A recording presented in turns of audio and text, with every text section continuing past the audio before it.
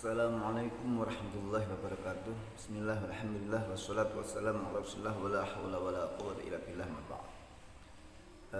Ada seorang ustadz yang mengatakan perayaan Idul Fitri itu tidak ada zaman Rasul. Maksudnya saling memaafkan, silaturahmi itu tidak ada di zaman Rasul. Jadi itu bid'ah, karena itu diadakan, diadakan. Semestinya kita bersifat moderat, jangan melebih-lebihkan, jangan mewajibkan sesuatu yang tidak wajib, dan juga jangan mengharamkan sesuatu yang tidak haram. Mewajibkan sesuatu yang tidak wajib, mudik itu kan bukan suatu kewajiban, adat kita saja. Karena liburan panjang Idul Fitri, kita ingin ketemu dengan keluarga kita, ingin ketemu dengan orang tua kita, maka kita mudik. Andai kata tidak mudik, itu pun juga tidak berdosa. Bahasa ekstrimnya itu tidak ada hadisnya harus mudik. Nabi Muhammad dulu tidak mudik. Tapi sebaliknya, kalau kemudian kita itu ekstrim ke sebelahnya lagi, di mana mengatakan itu tidak dilakukan Nabi, maka bid'ah, itu pun tidak beralasan. Kita di hari raya itu satu, saling mengunjungi. Yang lama tak pernah bertemu, datang berkunjung. Ini adalah pengejauhan tahan daripada sabda Nabi Muhammad SAW, sil mangkota'aka, sambunglah tali silaturahmi orang yang telah memutuskan silaturahmi denganmu. Berarti ini ada hadisnya.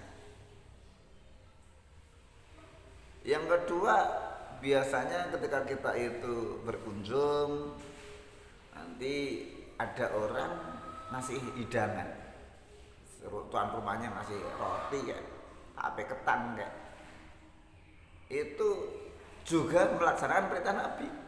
Mangkana yu'minu billahi wal yawmil akhir falyukrim dhaifahu.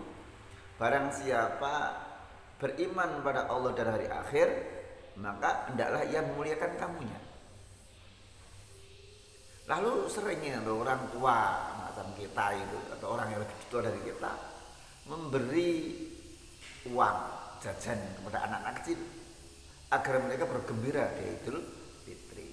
Ini juga mengejawantahkan perintah alladzina yunfiquna fis sarai wad dharai. Orang takwa itu orang mereka yang mau menginfakkan atau berinfak di waktu senang dan susah. Lah hari raya itu kalau senang, pandemi itu susah, sekarang itu ya senang ya susah.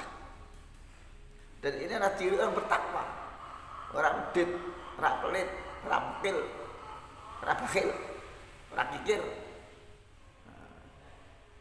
nyoh, suka memberi, menyenangkan hati orang lain. Itu khairul surur, biar anaknya bahagia. Kalau hari lebaran itu bahagia, meriah, senang. Nanti kalau hari lebaran sepi, orang tidak bahagia, hari Natal orang bahagia, lalu anak-anak muslim itu terpencot, terpikat oleh Natal, siapa? Kalau apa-apa kita haramkan. Nah,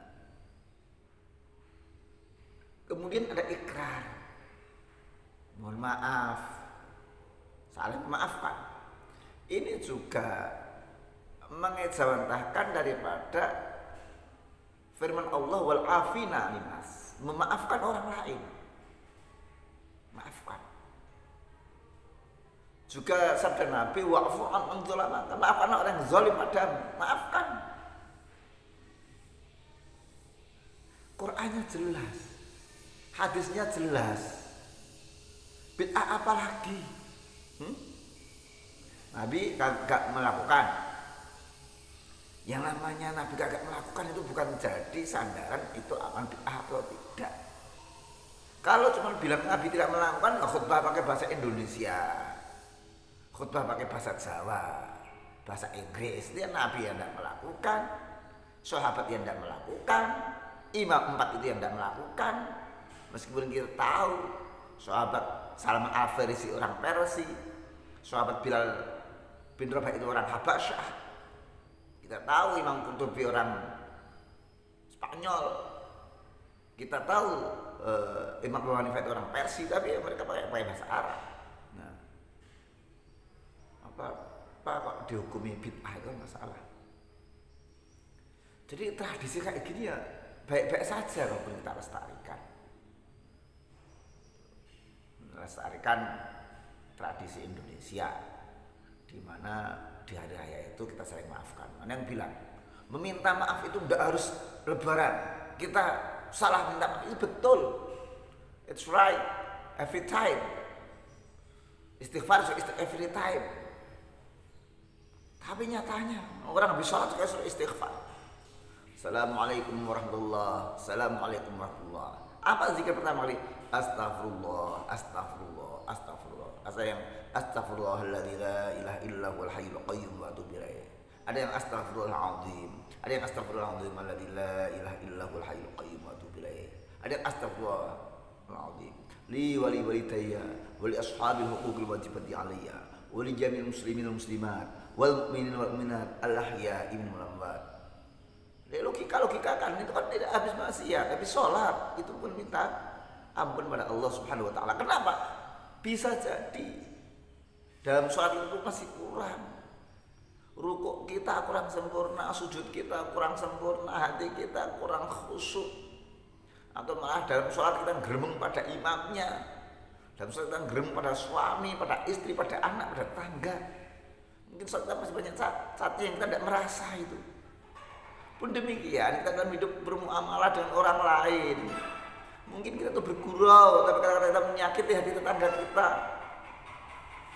Kita tidak berniat itu, tapi mereka sakit hati mereka. Kita khawatir besok di akhirat mereka nuntut balas pada kita. Ya Allah, ini fulan ini ya Allah, dulu ngomongnya nyakitin hati saya. Oleh karena itu, bapak-bapak ibu, jangan kita gampang ngecap bid'ah pada sebuah tradisi. Tradisi itu asal wafaqal kitab wa sunnah, sesuai dengan kitab dan sunnah, ya kita lestarikan saja.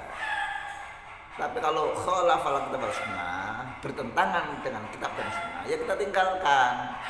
Tradisi sabung ayam, tradisi judi, tradisi pacaran itu kita tinggalkan. Valentine kita tinggalkan, itu sudah sesuai dengan kitab Al-Quran dan As-Sunnah.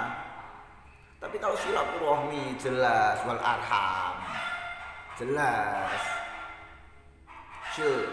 silul arham jelas,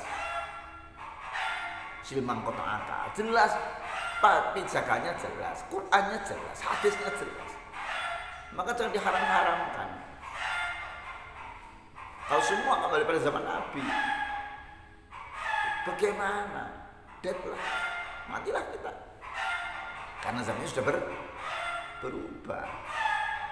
Ada orang melawan amalan, tidak rutin dikatakan istiqomah, rutin dianggap membuat repot. Satu sisi kita itu ngajar orang untuk istiqomah, rutin, continue. Begitu orang continue dianggap bid'ah. Merutinkan apa yang tidak rutin. Ya tapi kita ngadakan kajian itu rutin apa enggak? Kalau rutin dijadwalkan, ada enggak hadisnya kajian habis ini kan? Enggak ada. Nah, ingat satu hal yang dilakukan Nabi adalah gampang memvonis orang bid'ah. Nah, itu enggak dilakukan oleh Nabi. Maka justru itu yang bid'ah. Konfirmasi dulu apa isinya. Nama bisa bermacam-macam. Demikian billahi taufiq wal hidayah wa ridha wal inayah. Wassalamualaikum warahmatullahi wabarakatuh.